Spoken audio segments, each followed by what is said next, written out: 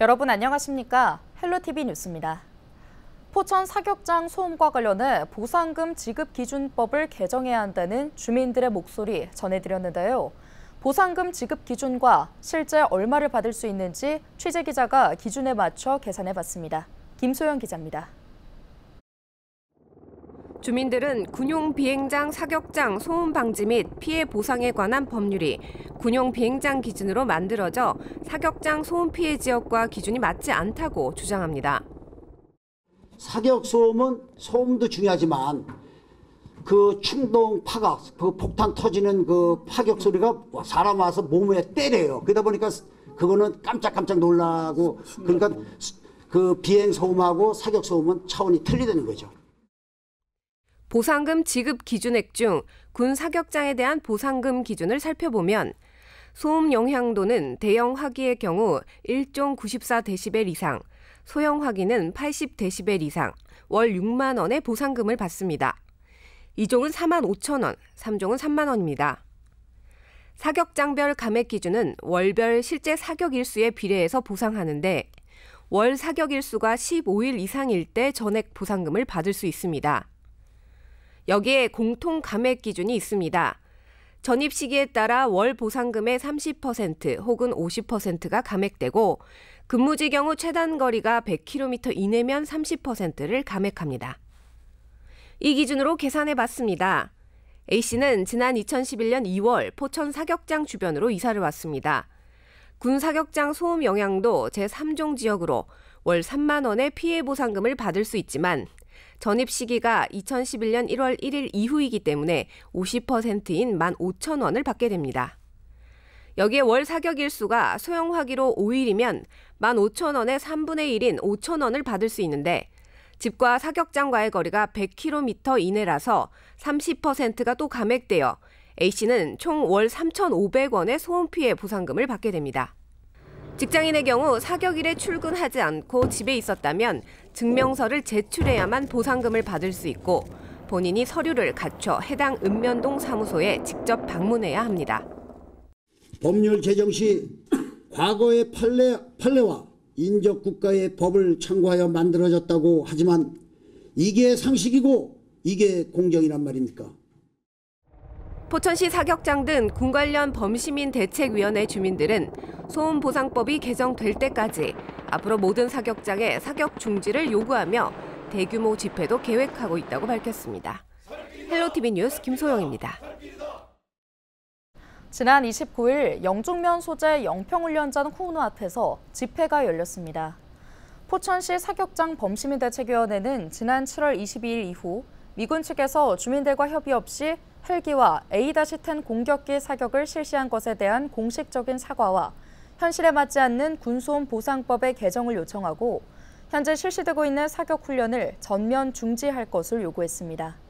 강태일 위원장은 미 8군, 미 2사단, 국방부 5군단에 관한 성명서를 전달할 예정이며 향후에도 협의 없이 사격 훈련이 진행될 경우 전면 투쟁에 나설 계획이라며 대책 마련을 촉구했습니다.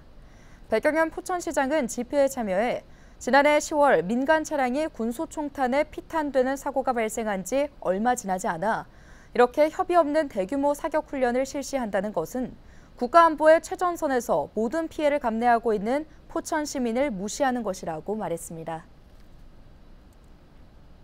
연천군이 교육부에서 추진하는 교육발전 특구 시범 지역에 선정됐습니다. 교육부는 지난 2월 1차 선정을 한 데 이어 2차 선정 결과를 발표했는데요.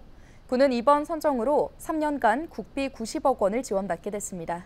군은 앞으로 연천형 늘봄체계 구축과 연천 BIX 연계 특성화 교육 등 16개 교육 사업을 추진할 계획인데요. 특히 운영기간 내 교육발전특구 평가위원회의 종합평가를 거쳐 정식 특구로 지정받을 수 있는 기회도 얻었습니다. 양주 태권도장에서 의식 불명됐다가 11일 만에 세상을 떠난 5세 아동 어머니가 피해자인 관장에 대한 엄벌 탄원을 호소했습니다. 양주시 회천 신도시 커뮤니티 아름다운 회천 사람들은 피해 아동 어머니가 다시는 같은 피해자가 발생하지 않길 바란다며 피해자에 대한 엄벌 동참을 요청했다고 밝혔습니다. 인천 지역 아파트 미분양 물량이 10년 만에 다시 5천 세대에 육박했습니다. 하반기에 18,000세대가 또 공급될 예정인데 미분양 물량이 크게 늘어날 가능성이 있습니다. 이관성 기자가 보도합니다. 도시개발 사업으로 지난 4월 총 3천여 가구 중 1,000여 가구를 먼저 분양한 인천 계양구의 한 아파트 사업 지역입니다. 가까운 곳에 인천 지하철 정거장이 있고 정부가 GTX-D와 E 노선안 추진 계획까지 밝혀 역세권 영향을 받았지만 미분양을 피하지 못했습니다. 나머지 2천여 가구도 곧 분양해야 하는데 현재로선 미분양 우려가 앞서는 상황입니다. 인천에는 지난 5월 말 기준 4,900여 가구의 미분양 물량이 쌓였습니다. 지난 2014년 7월 이후 5,000세대 밑으로 내려갔던 미분양 물량이 10년 만에 다시 5,000세대에 육박한 것입니다. 인천에서 미분양이 많은 곳은 대단지 아파트 공급이 있었던 연수구와 서구로 5월 말까지 각각 1,800여 가구와 1,200여 가구의 미분양이 발생했습니다. 계양에서도 800여 가구의 미분양이 발생해 그 뒤를 이었습니다.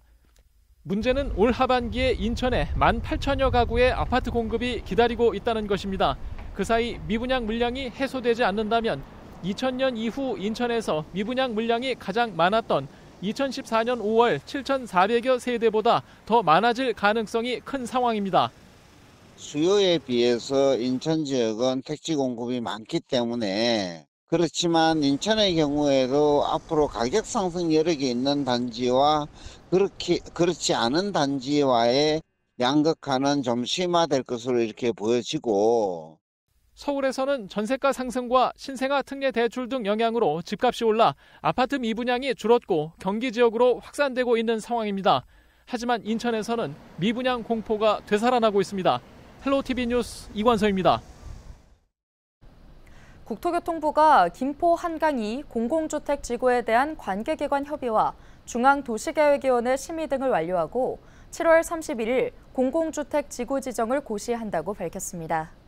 김포 한강 2지구는 김포 양촌읍, 마산동, 장기동, 운양동 일부를 포함하는 731만 제곱미터 부지에 4만 6천 가구 규모로 조성되는데요. 국토부는 오는 2026년 지구계획 승인 이후 2030년 최초 분양을 목표로 사업을 추진할 예정으로 여의도까지 30분 내 접근이 가능한 철도 중심의 대중교통 체계를 구축할 예정입니다. 특히 이를 위해 서울 5호선 김포검단 연장 사업에 대한 광역교통위원회 심의, 제4차 광역교통 시행계획 반영, 즉시 예타 신청 등 행정 절차에 속도를 낼 계획입니다. 경기도의회가 제376회 임시회 제2차 본회의를 끝으로 후반기 첫 의사 일정을 마무리했습니다. 이날 김진견 의장은 의회 운영위원회 첫 회의에서 관계자 불출석으로 업무 보고가 제대로 이뤄지지 않은 것과 관련해 의회와 집행부 간 협치의 틀을 강화하자며 여야 정협치위원회 재정비 등을 제안했는데요. 이와 함께 장애인의 전기자동차 충전 어려움을 해소하기 위한 주차장 설치 지원 조례 일부 개정 조례안과 청소년 수련시설의 설치 및 운영 조례 전부 개정안도 통과됐습니다. 또 반지하 주택 침수 피해 예방을 위한 건의안과 서울주택도시공사의 3기 신도시 사업 참여 요청을 규탄하기 위한 결의안도 본회의를 통과했습니다. 경기도는 오는 9월 임시회를 통해 집행부 질문과 추경안 등의 안건을 심의하게 됩니다. 경기도가 중국 쇼핑 플랫폼의 제품을 모니터링한 결과 소비자 위해 제품 146건을 확인했습니다. 경기도 소비자정보센터는 소비자 안전을 위해 해외 리콜 제품과 온라인 판매 금지 물품 등을 대상으로 모니터링을 진행했는데요. 그 결과 질식 위험이 있는 유아용 블록과 흉기 사용 우려가 있는 도검과 석궁 등 위해 제품을 확인했습니다. 이문교 경기도 공정경제과장은 모니터링 결과를 사업자에게 통보해 검색 차단 등 조치를 하도록 유도할 예정이라고 말했습니다. 경기도는 연천 BIX 입주 중소기업이 산담 부지를 매입할 경우 중소기업 육성자금 융자를 최대 30억 원까지 지원받을 수 있다고 밝혔습니다. 지침 개정 전에는 시군에서 10% 이상 조성 비용을 투자한 산업단지에 한해 토지 매입비 지원이 가능해 실제 기업들이 해당 정책자금 이용이 어렵다는 문제가 있었는데요. 도는 이를 개선하기 위해 준공 1년경과 기준 분양률이 50% 미만이고 경기도 지역균형발전 지원 대상 지역인 연천군, 포천시, 동두천시에 위치하며 공공이 개발한 산업단지에 대해 지원이 가능하도록 지침을 개정했습니다.